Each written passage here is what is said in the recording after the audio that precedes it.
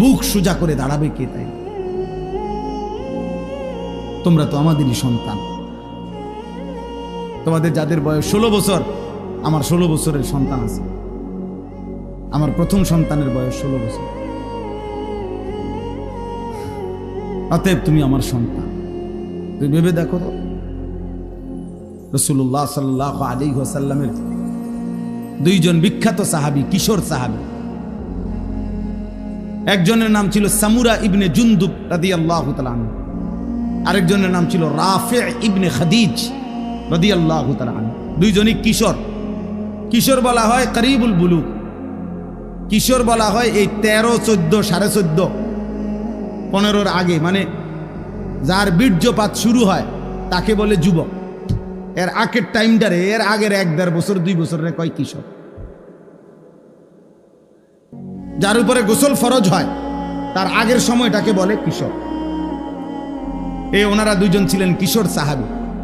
বদরের যুদ্ধের দিন দুইজনেই ওনারা যুদ্ধের ময়দানে, তো রাফে দুইজনেই আসছে লাইনে, কিন্তু রাফে ইবনে খাদিজ উনি একটু চালাকি কইরা লাইনে যখন দাঁড়াইছে, তো বৃদ্ধাঙ্গুলির মধ্যে, সরাসরি হাদিসে আছে, বৃদ্ধাঙ্গুলির মধ্যে উনি একটু ভর দিয়া নিজের লম্বা দেখাইছে।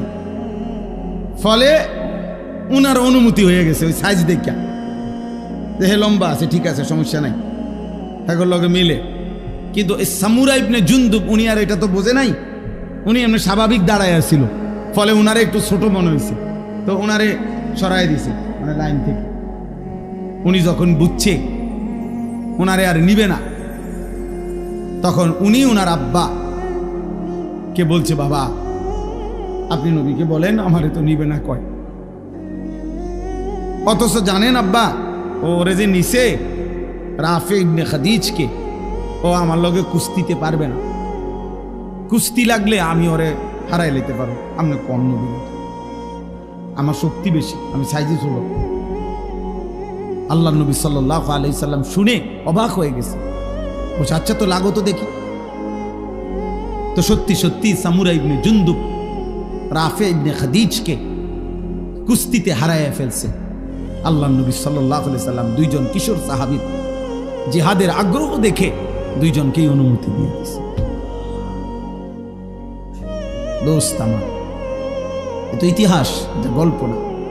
একটা মাহফিলের আয়োজন হয়েছে আর আমরা কিছু কথা বললাম, আর আপনারা শুধু 2-4 বার সুবহানাল্লাহ কইয়া চলে গেলেন। না রে বাপ, এতটুকুর জন্য মাহফিল না। একটু বিবেক জাগানো, অনুভূতি জাগানো, আখিরাতের ফিকির জাগানো, পরকালের ভয় তৈরি করা, নিজেদের দায়িত্ব, কর্তব্য, আত্মপরিচয়। যে পরিচয় জানে না ভাইয়া, তার চাইতে বড় বদনসিব, হতভাগা আর কি। কোনো বাসের মধ্যে যদি কোনো প্যাসেঞ্জার উঠে, কন্ডাক্টর যদি বলে ভাড়া দেন, কই নামবেন, এই প্যাসেঞ্জার যদি বলে আমি জানি না আমি কোথায় নামবো, তোমার যেখানে ভাল লাগে তুমি নামাই দিও। আহা, এই কন্ট্রাক্টর ওই হেল্পার রে যে দরজার কাছে দাঁড়াইয়া মানুষ উড়ায়, ওরে কি বলবে যে এই পাগল করতে উড়াইনি, এই মাতাল দি কই যাবে, এটাও কই তারা না বলবে কি না? বলো ভাই, এই বলো না।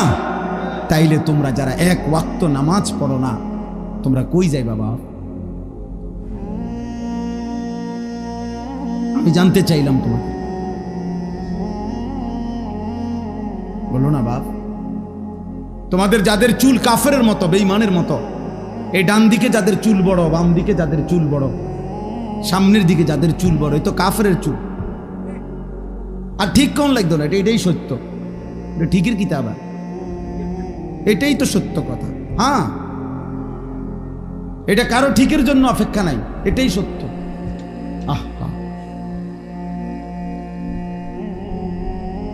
বলো ভাই, তুমি কোথায় যাবা এই চুলের ফ্যাশন নিয়া? টার্গেট কি? মানে টার্গেট কি? কোন নারীকে দেখানো? তো আমরা পাঞ্জাবি টুপি পরে, আমাদের কি বিবি মিলে নাই? এই পৃথিবীর টুপি দাড়িওয়ালা তাহলে বিয়ে করে নাই? তো তুমি কোন দিকে যাচ্ছ আমার দোস্ত? বলো, প্রিয় ভাই বল, যাদের শরীর নাফাক, পেশাব পায়খানা করে ঠিকমতো টয়লেট পেপারও ব্যবহার করো না, পাক নাফাকের বিশেষ করে পেশাব করে যারা পাক নাফাকের ধার ধারো না, এই নাপাক শরীর নিয়ে তুমি কোথায় যাবা ভাইয়া? টার্গেট কি? কোথায় থামবা গিয়ে? আজকের রাত যে তুমি সারা রাত মোবাইলে ছবি দেখা রাত 2টায় ঘুমায় গেলা, ছবি দেখতে দেখতে, উলঙ্গ নাচ দেখতে দেখতে এক সময় ক্লান্তিতে তোমার যে ঘুম চলে আসছে, এই ঘুম যদি আর না ভাঙে,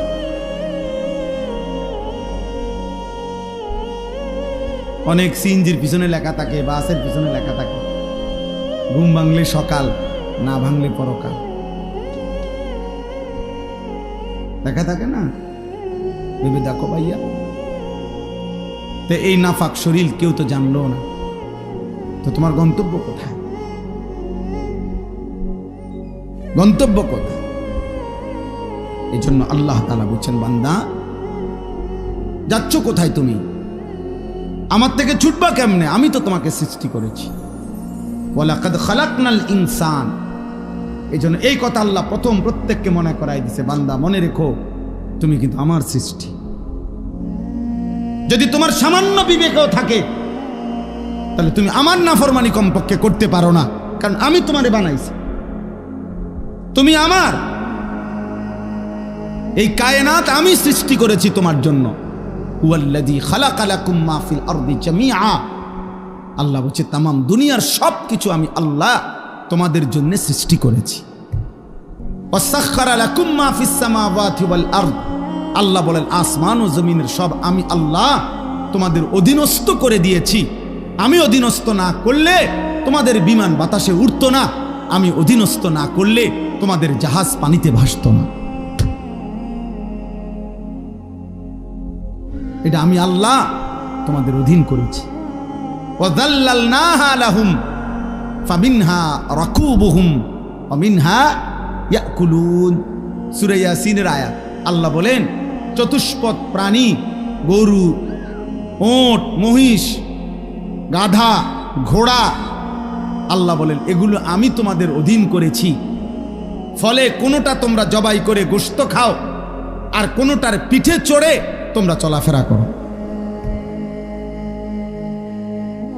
আমি অধীন না করলে পারতাম না। একটা ঘোড়া তুমি তোমার মতো দেড় বিড়া বেড়া ঘোড়ারে তুমি সামাল দিতে পারতা না, পারতা না। একটা লাথি দিলে তুমি উড়ে যাবে। কিন্তু আল্লাহ বলেন ওকে আমি তোমার অধীনস্থ করে দিয়েছি বান্দা। তাহলে এই গোটা কায়নাত আমি তোমার জন্য দিলাম, তোমাকে আমি বানাইলাম।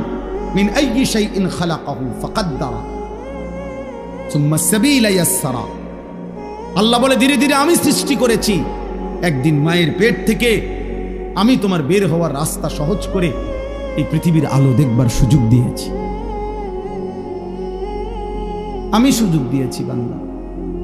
আলাম নাজআল লাহু আইনাইন। আল্লাহ বলে দুইটা চোখ।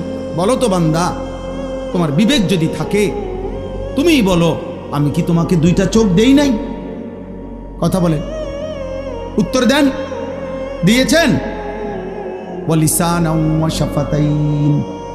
আল্লাহ বলে জিহ্বা আমি দেই নাই? দুইটি ঠোঁট আমি দেই নাই?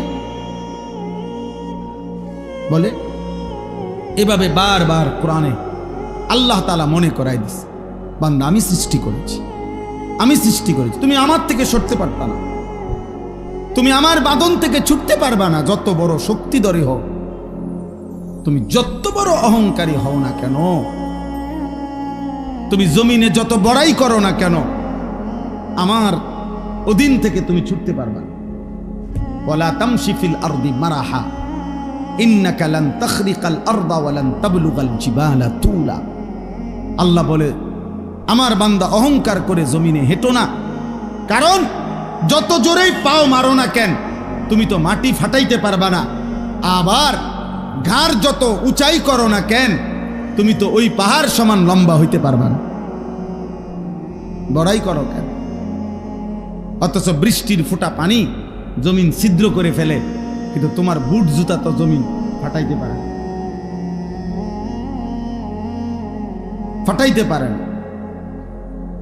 এক তাল গাছ তো তোমার চাইতে লম্বা, এক সুপারি গাছ তো তোমার চাইতে লম্বা, একটা খেজুর গাছ তো তোমার চাইতে লম্বা, অহংকার করো কেন? এক বুজুর্গকে, এক যুবককে, এক বুজুর্গ আল্লাহর ওলি ওই যুবককে বলছিল, হে যুবক, অহংকার না করে ধীরে সুস্থে হাঁটো। যুবক তখন বলছিল, হে মিয়া, আমা তারিফুনি, চেনেন আপনি আমাকে, আমি কে? কথা বলতেছেন। তখন ওই বুজুর্গ বলছেন, হ্যাঁ চিনি তো তোমাকে, চিনি। ও কে বলে? ও চিনি তোমাকে, তুমি হলা সেই মানুষ যার প্রথম শুরু ছিল দুর্গন্ধযুক্ত নাপাক একটু বীর্যের ফোঁটা। তোমাকে চিনি আমি। ও চিরেই মৃত্যুর মাধ্যমে যে হয়ে যাবে দুর্গন্ধযুক্ত একটা পচা লাশ। তোমাকে চিনি আমি, যে এই হায়াতটুকু নিজের পেটে প্রতিদিন চলাফেরা করতেছে, বহন করছে কিছু নাফাক পায়খানা। এই হলে তুমি। বড়াই করছো কেন? তোমার আমি চিনি না? তুমি তো দুর্গন্ধযুক্ত নাপাক এক বীর্যের ফোঁটা ছিলা, আর চোখ বন্ধ হলেই তুমি হয়ে যাবা দুর্গন্ধযুক্ত পচা লাশ।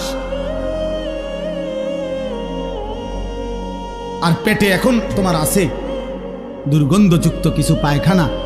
তো যার শুরু মাঝখান শেষ সবই দুর্গন্ধ, তার আবার অহংকার কিসে? তার আবার অহংকার কিসে? একজন বিশ্ববিখ্যাত খলিফা ছিলেন হযরত ওমর ইবনে আব্দুল আজিজ রাহমাতুল্লাহি আলাইহি, ইসলামের পঞ্চম খলিফা। তিনি বলতেন, মাঝে মাঝে কবরস্থানে গিয়ে হযরত ওমর ইবনে আব্দুল আজিজ কবরের দিকে তাকাইয়া বলতো, ইয়া মাউতু মাজা ফাআলতা বিল আহিব্বা, হে মৃত্যু, হে কবর, আমার বন্ধুদের সাথে তুমি কি করেছো বলো? আমার আপনজনদের সাথে তুমি কি করেছো বলো তো? আইনাল আহবাব, আইনাল আসদিকা, আইনাল জুল্লাস, আইনাস সাম্মার। অর্থ হলো, আমার বন্ধুরা কোথায়, আমার আত্মীয়রা কোথায়, আমি যাদের সাথে বসতাম তারা কোথায়? খুশিরা, আমি তার কাছে থাকি, আমারে আড়াল করবা কেন? এই তিনটা কথা। আরেকটু, তাহলে তিনটা হইল। এক নাম্বার, আল্লাহ আমারে মনে করাই দিছে, আনিস আমি তোমাকে সৃষ্টি করেছি। দুই নাম্বার, আল্লাহ আমাকে বলতেছে, আনিস